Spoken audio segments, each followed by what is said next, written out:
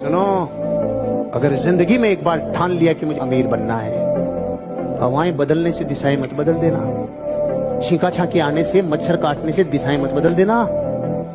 छोटा मोटा हिलावट आने से दिशाएं मत बदल देना, नहीं दुनिया बकरी की संगत देगी आपको। शेर मेर बकरी में यही फर्क है, जब रोड क्रॉस करते हैं ना तो दोनों का नतीजा अलग अलग आता है। जब बकरियां रोड क्रॉस करती है तो आप और हम सब कहते हैं हट जा, हॉर्न बजाते हैं वो भागती है, अपन बजाते हैं वो भागती है।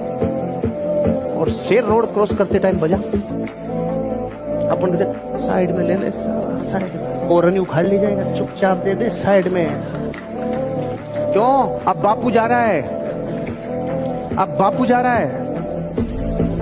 कहना आपको ये चाहता हूं, जब जब जिंदगी में आप अपने डिसीजनों पे, अपने डायरेक्शंस पे मजबूती से लगातार बढ़ते रहोगे, आप ग्रो करोगे, आप जंप मारोगे।